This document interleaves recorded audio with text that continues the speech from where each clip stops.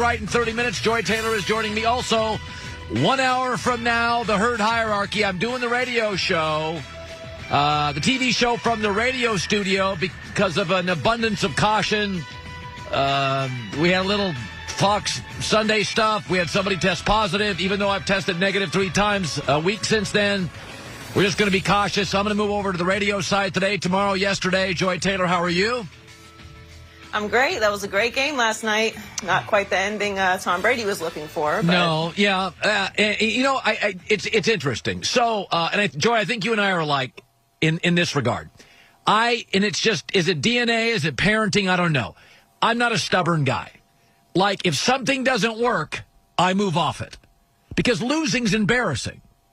Nobody likes to lose. In sports, in life, nobody likes to lose. So I don't really get stubborn people that go back to the same old thing when it doesn't work. Is it ego? Is it? I don't know what it is. I don't have it in me. I can't explain stuff that I don't embrace. And so stubborn guy, I don't get. I never have. Politically, I'd vote either side. Candidates bad. I'm not in Cub Scouts. I don't wear a hat and a uniform. I'm not 12 years old. I'll go to the other side. If something's not working, I'll go to the other side. I own me. You don't own me. I'm always trying to be flexible because I want to win. Last night, Sean McVay, flexible coach. Bruce Arians, inflexible coach. I'll give you an example. So it wasn't a perfect night for the Rams. They went on the road. They could not run the football, and they forced their young quarterback to throw 51 times. That is not ideal in the NFL. On the road, good defense, throw it 51 times, you have no running game. But Sean McVay does something Arians doesn't. Number one, McVay always moves the pocket. What's it do? It keeps the defense on their toes. He has a lot of motion and deception. Slows down the defense, keeps them on their toes. And if the running game's not working and the protection's suboptimal, they have a lot of safety valves and dump-off plays. Bruce Arians, let's do more deep balls. 66 plays by Tampa, 6 had motion. I mean, at some point, Bruce Arians, look around the league. Put guys in motion. Be deceptive. I know you can't roll the pocket with Brady. But you didn't roll it much with Jameis Winston, who's much more athletic than Brady. 66 plays, 6 were in motion. And I watched that game last night, and my take was that was a coaching mismatch. Tom Brady was 1 for 9 with 2 picks on throws over 15 yards. That's not what works for Tom Brady. That's never been what works for Tom Brady. Tom Brady likes to control with highly efficient, high percentage throws. Bruce Arians lives on throw it up in the air. And by the way, Tampa came into the game missing their best offensive lineman. So you know you're probably facing Aaron Donald, knowing you're probably going to get less time to throw. And by the way, there were the makings of a bad game for the Rams. They couldn't run the football. They're on the road. It's Monday Night Football. You're facing the GOAT and a good defense, and you ask Goff to throw 51 times. But there were 2 head coaches. One had safety valves. Cooper Kupp, 11 catches.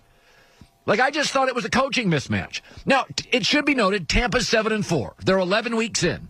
I went this morning and checked. I predicted they would be a wild card team and go 10-6. So if you look at their schedule, they look like they're actually going to go 11-5.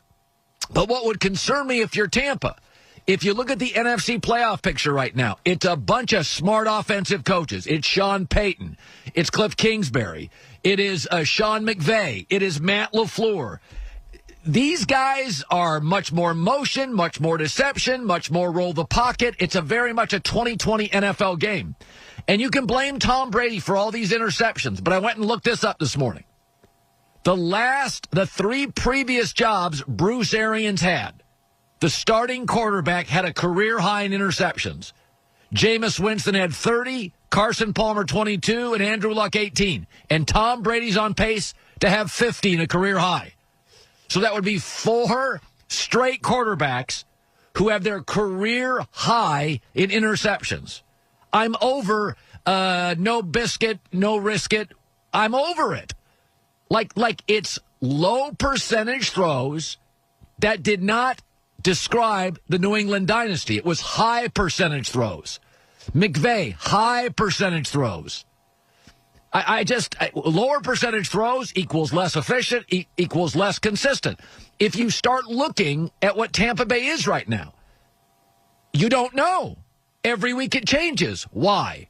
Because they run so many low percentage offensive plays, and so much of it is dependent on protection and who your opponent is. Again, you can blame Brady for all the picks, but Andrew Luck, Carson Palmer, Jameis Winston, and Brady are all going to have career highs in picks with Bruce Arians. And I watched McVay. He moves the pocket. He's got a lot of motion. There's constant deception. It keeps the defense on their heels. And if it breaks down for Goff, if the protection breaks down, he's got safety valves. Here's Arians after the loss. I thought he called a good ball game. We got to execute better. When guys are open, we got to hit them, and we can't misread coverage. We got to protect a little bit better when we do have guys deep, and let him hit that guy instead of have that pressure that costs us an interception. Maybe it's not always the pressure that causes the interception. So I was looking at the standings this morning, and we're 10, 11 weeks in, and this is about the time we all kind of know who's really good and who's really bad, and there's a bunch of stuff in the middle that'll sort itself out. But I think there's an understanding in the AFC that Kansas City and the Steelers are the best two teams. And I would not deny that. I think Pittsburgh wishes they could run the football more consistently. But if you look at the AFC playoff picture, I don't think anybody denies this. The Steelers and the Chiefs are the two best teams. But when you go over to the NFC playoff picture, the people go, there's a lot of Packers, the Eagles. No. I think we now know who the two best teams are, the Saints and the Rams. And I say that because when I watched the Rams last night, everybody in the NFC right now, there's an issue. Seattle, no pass rush, struggles in the secondary. Green Bay doesn't play well when it's physical football. Tampa Bay, old school head coach. It's a lot about the matchups, inconsistent week to week. Arizona, young, but still feels like they're a draft away from competing defensively. Philadelphia, Giants, don't waste my time. The Rams and the Saints are the only two teams in the NFC like the Steelers and the Chiefs. What's their hole? Both have good special teams. Both have a pass rush. Both have good secondaries. Both have coaches who have gotten to a Super Bowl. I don't have a coaching issue. I don't have a defense issue. I don't have a back-end secondary issue. I don't have a special team issue. Both have above-average offensive lines. Both can run the football on most Sundays, and if they can't, they can throw the football. The knock on the Saints is they don't throw it down the field much. All right, but they went 13-3, 13-3 the last 2 years, and they're now 6-0 with backup quarterbacks. It's not killing them. And the Rams, when Goff doesn't get great protection, he got pretty good protection last night, he can struggle. Welcome to the NFL. That was true of Brady and Peyton Manning in their prime. When I look at the Rams and the Saints and the Chiefs and the Steelers, I don't see a hole. Again, I wish Pittsburgh could run the football more consistently. I wish Andrew Whitworth was healthy at left tackle, and Goff does need to be comfortable. He was last night. The Saints don't throw it downfield as well as I'd like. In Kansas City, they fall into traps a lot, falling behind, but the good news is they can always catch up. I mean, they've all got something they could be better at. But you start looking at the other teams, like Green Bay. They can't play physical football. Seattle, they can't stop anybody. Baltimore doesn't play well from behind. I think we have a Final Four. I think we know who the four best teams in the NFL are right now. And it takes a while to figure it out.